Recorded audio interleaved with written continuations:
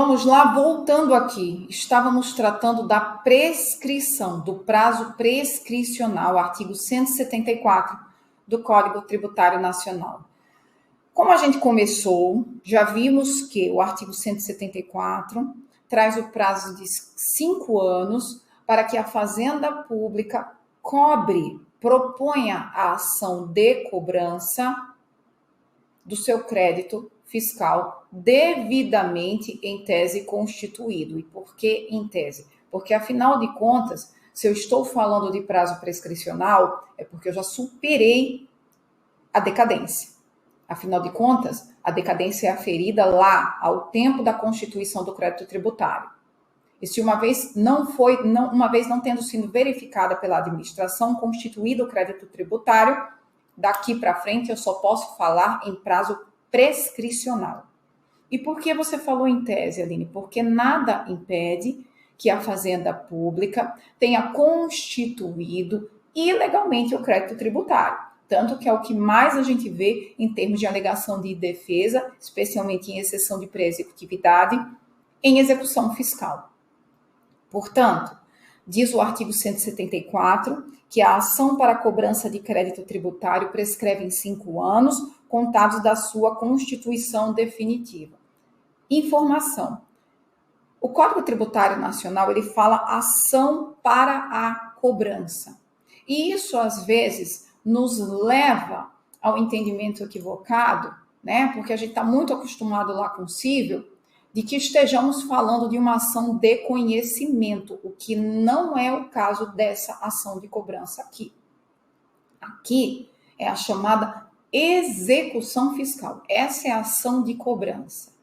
E por quê? Porque o título que porta a Fazenda Pública é um título executivo, certidão de dívida ativa. A certidão de dívida ativa é um título executivo que goza de todas as presunções administrativas e, assim sendo, que também são deferidas à administração tributária quando expede a certidão, e emitida, em que pese ser um título executivo, emitido unilateralmente pelo credor. Dentro do nosso ordenamento, é um único título executivo que é emitido sem a participação do devedor. Quando a gente fala em nota promissória, em cheque, em contrato, não é isso? Todos esses títulos executivos, até um título executivo judicial, em todos esses, nós temos o quê? A participação do devedor. Na certidão de dívida ativa, não. Então, levem essa informação, porque eu já vi isso sendo cobrado em prova. Uma vez constituído definitivamente o crédito tributário, nós temos a deflagração do prazo prescricional de 5 anos. Segundo a súmula 622 do STJ, nós já falamos dela quando falamos,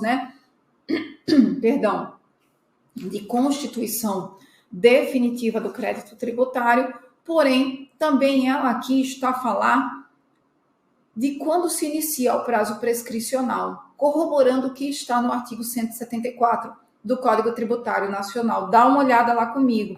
A notificação do auto de infração faz cessar a contagem da decadência para a constituição do crédito tributário. Exaurida a instância administrativa com decurso do prazo para impugnação ou com a notificação de seu julgamento definitivo e esgotado o prazo concedido pela administração para o pagamento voluntário, eu hei de falar apenas em prazo prescricional. Inicia-se o prazo prescricional para cobrança judicial, porque eu tenho aí por constituído definitivamente o crédito tributário. Uma vez que estamos falando de prazo prescricional, diferentemente do prazo decadencial, nós temos causas de interrupção e suspensão do prazo prescricional. O Código Tributário Nacional, no seu parágrafo único do artigo 174, trata apenas de prazo prescricional. Isso quer dizer, então, Aline, que não há causa suspensiva da prescrição da ação de cobrança do crédito tributário, reserva que a gente chega já lá. A princípio, vamos ver o que temos na literalidade do Código Tributário Nacional. Diz o artigo 174, no seu parágrafo único, que a prescrição se interrompe. 1.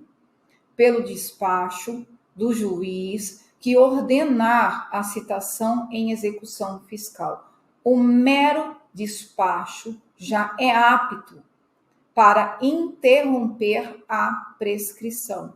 Esse dispositivo, esse inciso primeiro, ele foi alterado pela Lei Complementar 118 de 2005. E por quê? Porque antigamente,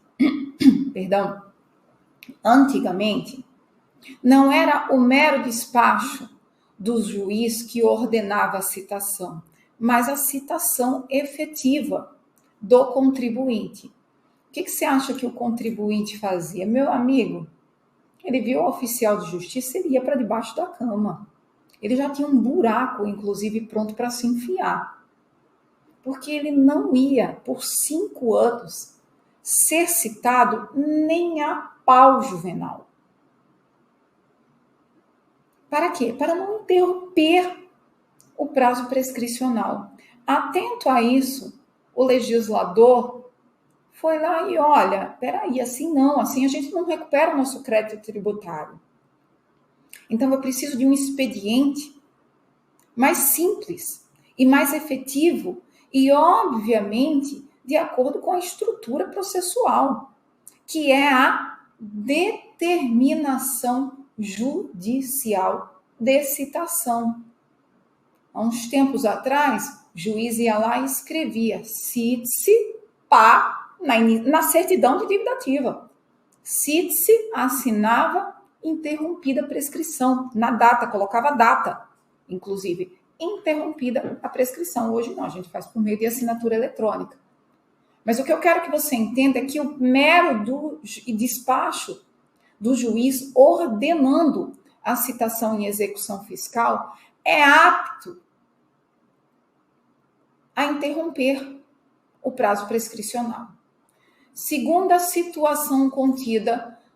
Antes de irmos para a segunda situação, artigo 241, parágrafo 2º do Código de Processo Civil atual. Né? A gente fala no novo CPC, mas o bichinho já tem 10 anos. A interrupção da prescrição ordenada pelo despacho que ordena a citação, ainda que proferida por juiz incompetente, valendo-se isso também para a execução fiscal, retroage a data da propositura da ação de execução fiscal, assim sendo, interrompendo o prazo prescricional.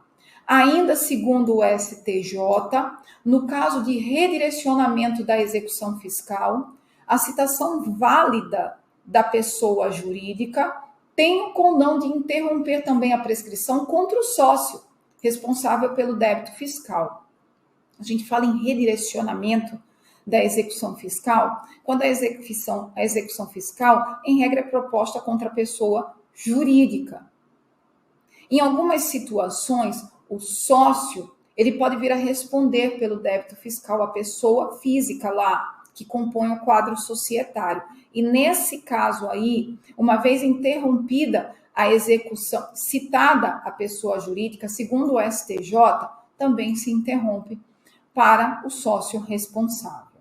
Inciso 2, artigo 174, parágrafo único. A prescrição se interrompe pelo protesto judicial e extrajudicial. O dispositivo, o artigo 174, parágrafo único, inciso 2, teve a sua redação alterada pela Lei Complementar 208 de 2024 para inserir o protesto extrajudicial também como causa interruptiva da prescrição, do prazo prescricional para a propositura da ação de execução fiscal. Antes, era só o protesto judicial.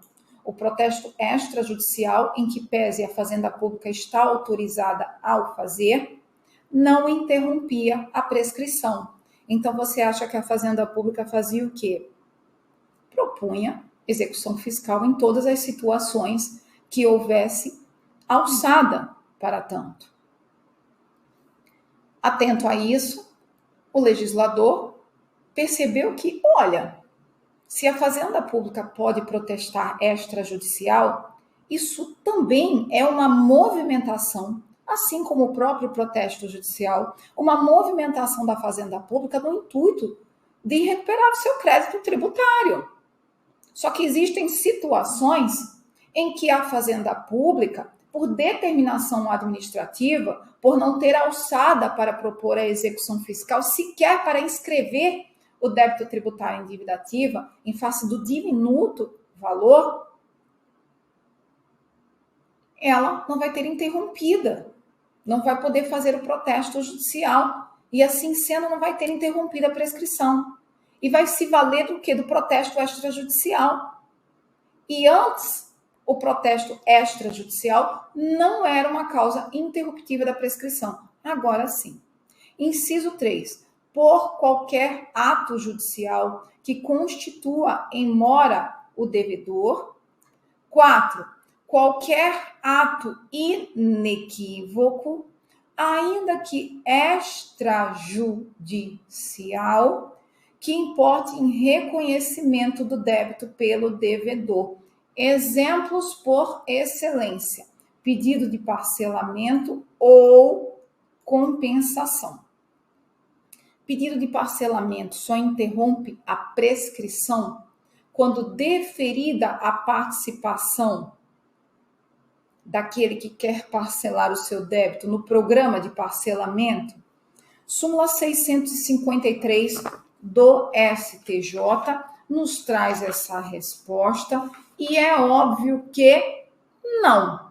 Segundo o STJ, o pedido de parcelamento fiscal, ainda que indeferido, interrompe o prazo prescricional, pois caracteriza confissão extrajudicial do débito e o que exige o artigo 174, parágrafo único, 4 do Código Tributário Nacional, é apenas o ato inequívoco do sujeito passivo, do devedor, no que diz respeito ao seu débito. E uma vez que ele solicita, requer sua inclusão no programa de parcelamento, e a gente viu essa diferença quando estudou moratório e parcelamento. Quando eu falo em parcelamento, o devedor deve, como o próprio nome diz, o sujeito passivo está em débito com a Fazenda Pública, ele nada mais está fazendo do que reconhecendo. Olha, devo, não nego. Pago, parcelado se você deixar. E se não deixar, eu não sei como é que vai ser. A Fazenda sabe, ela vai o quê? Executar. E nesse caso aí, eu tenho a interrupção do prazo prescricional.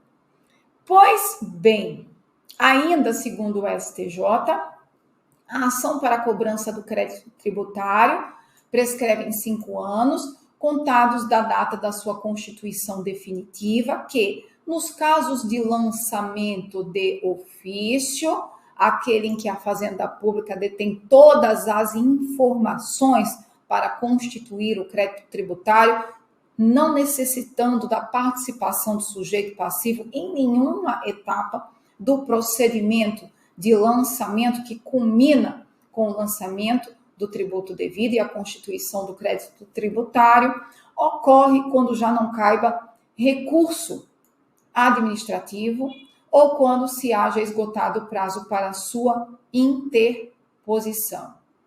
E causas suspensivas do prazo prescricional. Percebam, o artigo 174, parágrafo único do Código Tributário Nacional, apenas fala em interrupção. Entretanto, um caso que se tem aplicado analogicamente é a norma contida no artigo 155, parágrafo único do Código Tributário Nacional. Tem se reconhecido que o artigo 155 seria, parágrafo único, seria a única hipótese de suspensão do prazo prescricional. E por quê? Porque lá no parágrafo único, quando a gente estudou moratório e parcelamento, o que ele diz? Que no caso em que se verifique que a moratória ou parcelamento foram concedidos indevidamente, se houver dolo do sujeito passivo, do contribuinte ou do responsável tributário, né? Se ele tiver lá jogado para ver se colava e colou por um tempo, aquele prazo entre o deferimento da moratória ou parcelamento, ele não conta para fins de prescrição entre a concessão e a descoberta do equívoco, do erro na concessão do parcelamento, do crédito tributário ou da sua moratória. E aqui nós temos o quê? Uma suspensão, uma causa suspensiva do crédito, do prazo prescricional para a ação de cobrança do crédito tributário.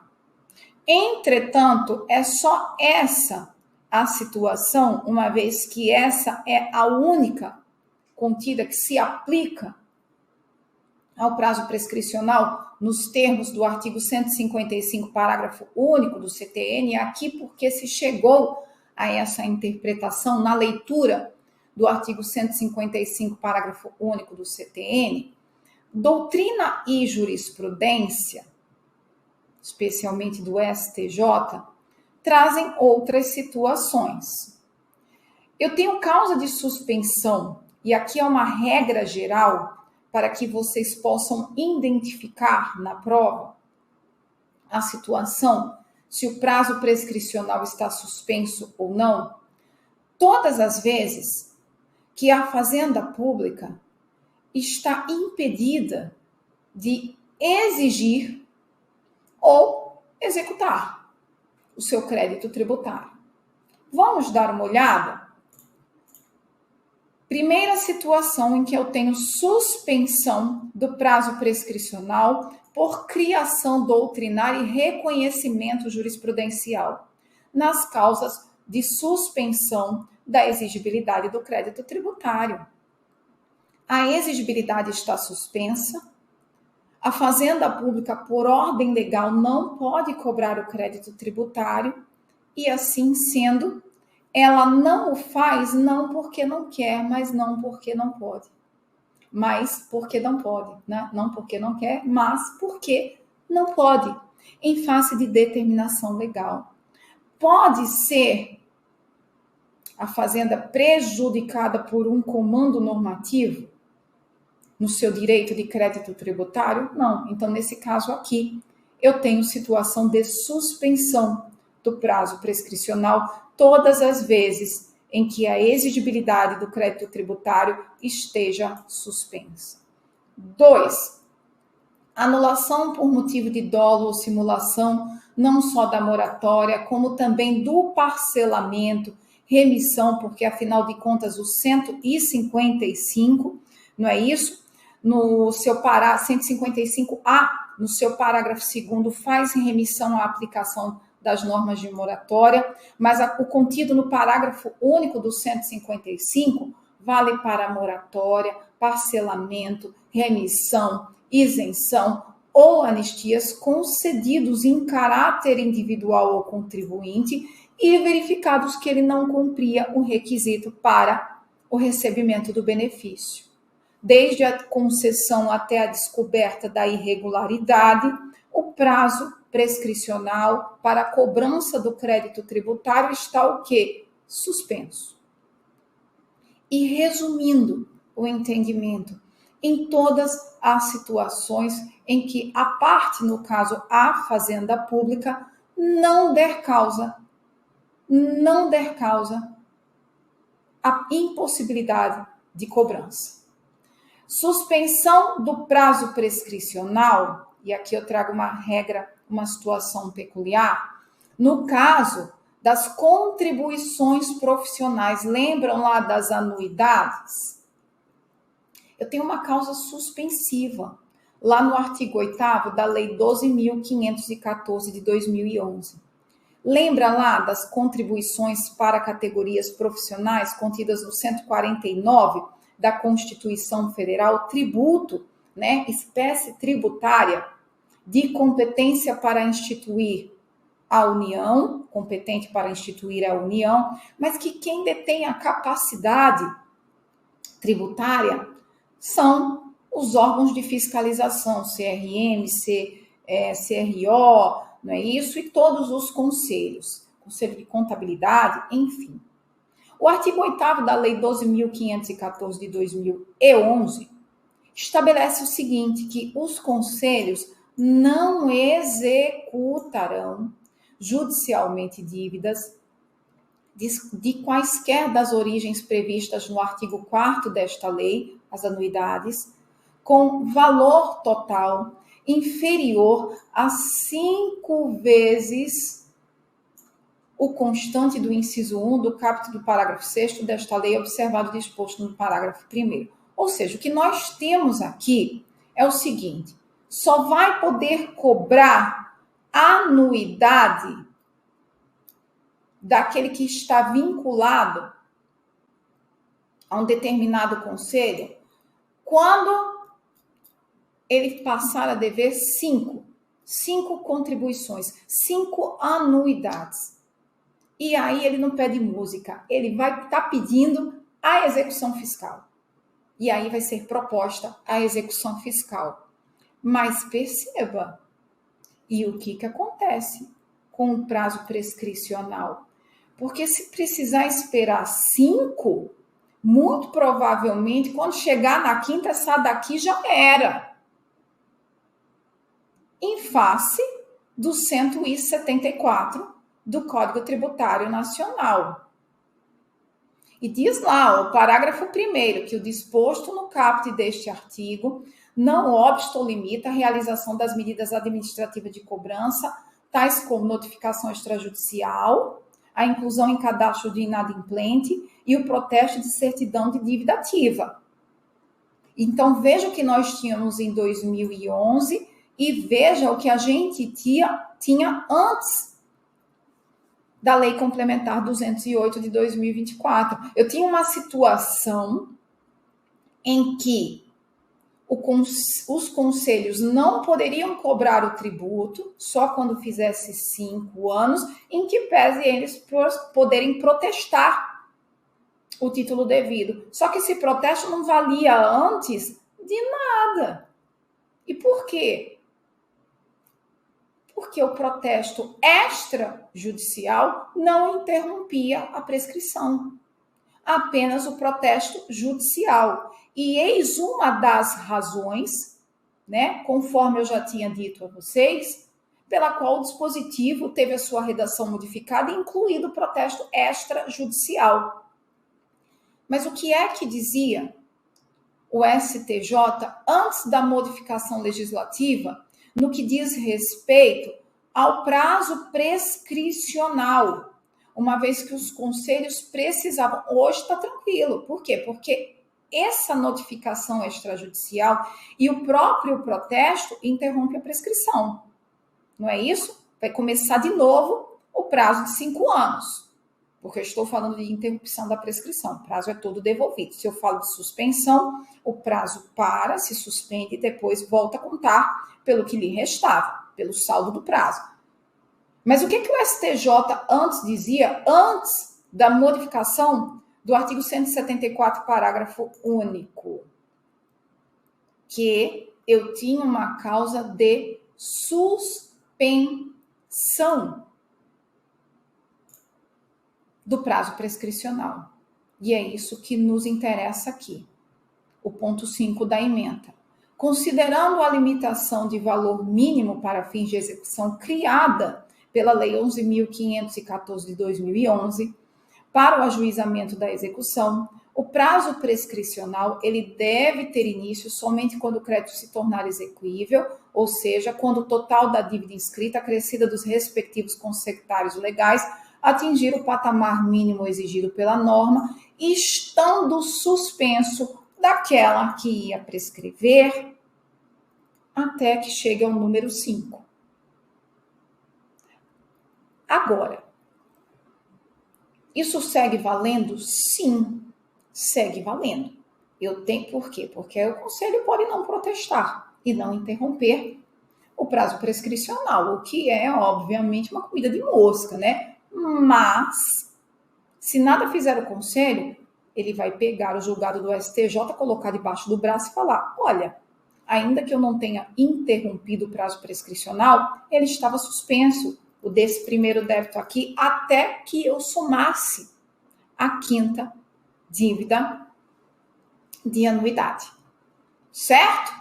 Pois bem, prescrição intercorrente, quando eu falo em prescrição intercorrente, deixa eu abrir aqui um parêntese na matéria de prescrição, eu estou falando de uma prescrição que ela ocorre dentro do processo de execução fiscal, já aqui dando uma pincelada na execução fiscal. Isso está lá no artigo 40, parágrafo 4º da Lei 6.830 de 1980, a nossa querida, maravilhosa, né? E tranquila, LEF. Olha que coisa mais linda. Você já pensou?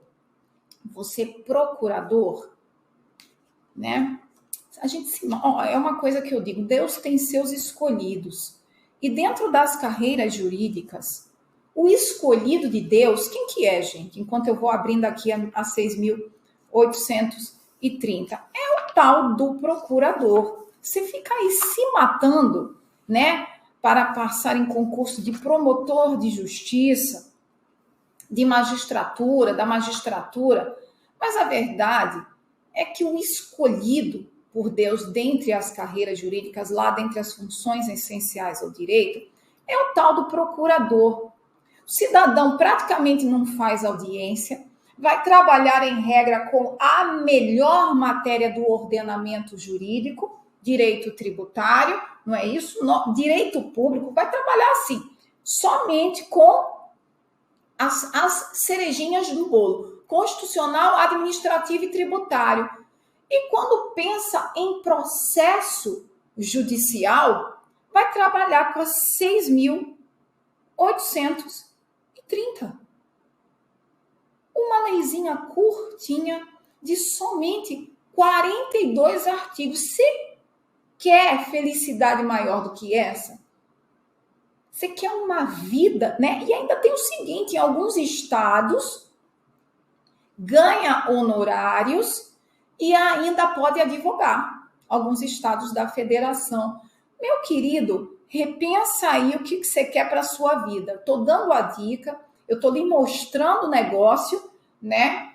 E dá uma pensada aí. Artigo 40 da Lei 6.830, olha, chega gaguejo, pensando na escolha que fiz. Pois bem, Lei 6.830 de 1980, no artigo 40, eu tenho o seguinte: o juiz suspenderá o curso da execução enquanto... Eu estou no CAPT, tá? Aline, não tenho a 6.830 no meu vademecum. Então, pode trocar de vademecum, meu filho, porque um vademecum que não tem a 6.830, das duas, uma, ou ele é muito ruim ou ele é muito velho. E qualquer que seja a opção, você precisa de outro. Artigo 40. O juiz suspenderá o curso da execução fiscal, da ação de cobrança do crédito tributário, enquanto não for localizado o devedor ou encontrados bens sobre os quais possa recair a penhora. E nesses casos, não correrá o prazo de prescrição. Tem uma causa o quê? Suspensiva. Não corre o prazo de prescrição. Tá? Causa suspensiva. Fora do Código Tributário Nacional. Parágrafo 1º. Suspenso o curso da execução, será aberta a vista dos autos ao representante judicial da Fazenda Pública. Qual a ideia aqui? Meu filho, cuida, procura os bens, dá um jeito, dá teus pulos para poder receber o crédito tributário. O parágrafo 2º, como a gente sabe que processo judicial foi feito para acabar, dá um prazo para a suspensão dessa prescrição. A gente vem já.